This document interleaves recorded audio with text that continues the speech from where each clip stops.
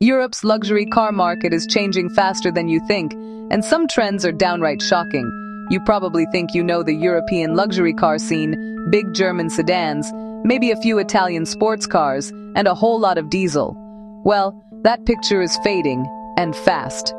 Today, I'm going to walk you through the 8 biggest, most surprising, and frankly weirdest trends that are completely reshaping what it means to buy a high-end car in Europe right now. We're talking about the shocking collapse of diesel, the unexpected rise of Chinese luxury brands on the streets of Munich, and why buying a used Porsche can feel more expensive than a new one. I've been tracking this market for years, and the pace of change in just the last 24 months is unprecedented. So, get ready. Let's get into it. Alright, first up, the electric takeover in the luxury space. We all knew this was coming eventually, but the sheer speed is what's staggering. The big German three, Mercedes Benz, BMW, Audi, went from dipping toes to a full-on cannonball. It felt like Tesla was the only option yesterday. Now showrooms are packed with electric models. Mercedes, EQE, EQS, and their SUV lineup. It's a full lineup. BMW, the quirky i3, then the i4, the iX, and the flagship i7. Massive, opulent, controversial looking. Audi, e-tron SUV, e-tron GT, shares roots with Porsche Taycan. Porsche Taycan, a monumental success. Taycan proved a legacy brand could make an authentic EV. Demand so high it's outselling the 911 in some markets. Just let that sink in. The electric family sedan is, at times, more popular than the quintessential sports car. This isn't a niche product anymore. It's a core model. The numbers back this up. In some key European markets, the EV share of the luxury segment jumped from single digits to over 30 or even 40% in just a couple of years. This transition is happening faster than in the mainstream segments. Why? Luxury buyers are less price sensitive, more open to new technology, and often have a second car for long trips. They can afford a home charger and aren't as worried about the initial higher purchase price. So, if you walk into a high-end dealership in Zurich or Amsterdam today, the conversation is no longer if you'll consider an EV, but which EV you're going to get. The internal combustion engine is starting to feel like the alternative option. It's a fundamental identity shift for brands built on piston engine sound, and it's happening right now.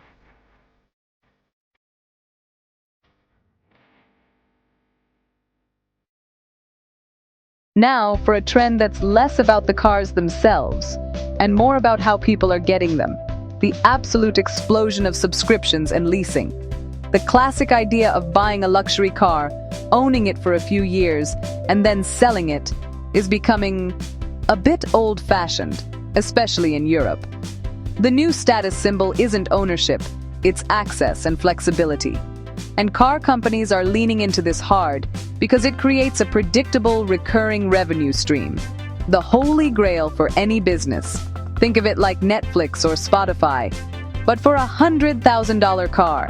Services from brands like Volvo with its Care by Volvo program or third-party providers let you pay a single all-inclusive monthly fee. This fee covers the car, insurance, maintenance, road tax, everything. You don't have a huge down payment. You don't have to negotiate with a dealer. You don't have to worry about unexpected repair bills. The flexibility is the killer feature. Big SUV for winter ski trips. A sleek Polestar 2 for summer in the city.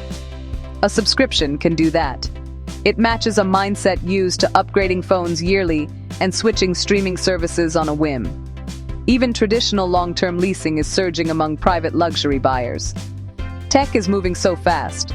250-mile range today, 400 miles, and a new battery in 2 years. People fear instant obsolescence. Leasing lets them hand the keys back and jump into the latest model without worrying about depreciation of old tech. This reshapes the culture. The pride of possession replaced by a service-based relationship. Convenience over ownership. Brands aren't just selling products. They're selling seamless, hassle-free mobility. The ultimate luxury. If you were in Europe 10 years ago, the sound of luxury was the quiet, torquey clatter of diesel. Audi A8, BMW 7 Series, Mercedes S-Class, overwhelmingly diesel. the default for long-distance drivers. But today, diesel is a dirty word. Dieselgate was the first nail. Then low-emission zones banned access to city centers. Perception flipped overnight. Resale values plummeted. 120,000 euros new, worth 40,000 in 3 years. Luxury buyers balked. Petrol made a brief comeback, but fuel prices and CO2 targets killed it. The real winner, plug-in hybrids. 30 to 60 miles of electric range for daily life. Zero-emission city access. Petrol for long trips. No range anxiety. Mercedes S580e. Electric in town, petrol on the highway. Paris to the south of France, without thinking about chargers. BMW, Mercedes, Porsche flooded the market. X5 PHEV to Cayenne. For many, it's the best of both worlds, the dominant non-EV choice.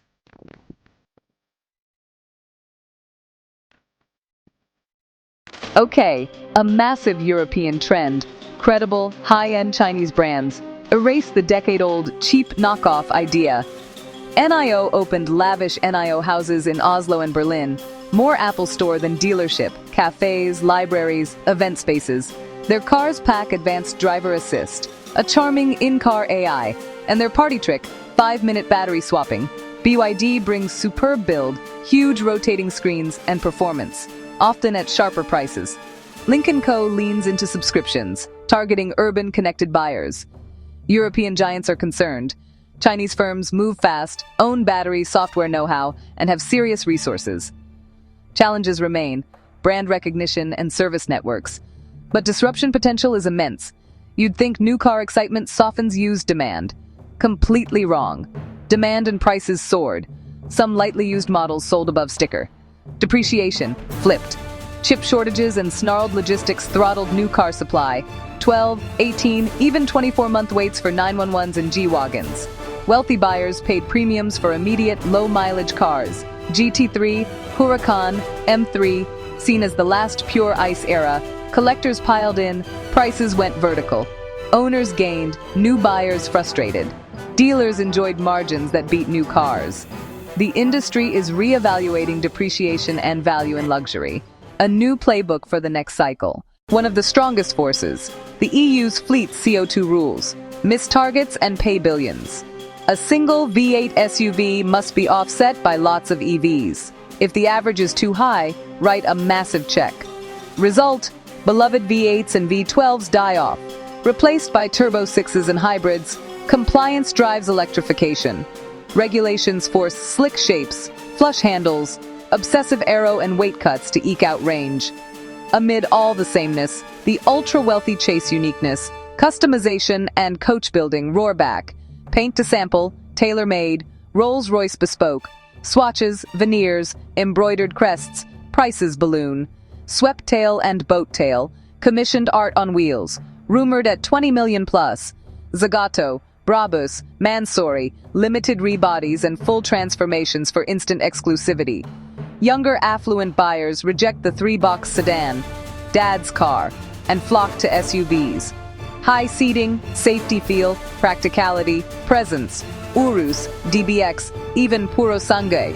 They demand giant responsive screens, slick UIs, OTA updates, CarPlay, Android Auto, a connected device on wheels, vegan interiors, recycled materials, renewable-powered factories, brands like Volvo and Polestar resonate.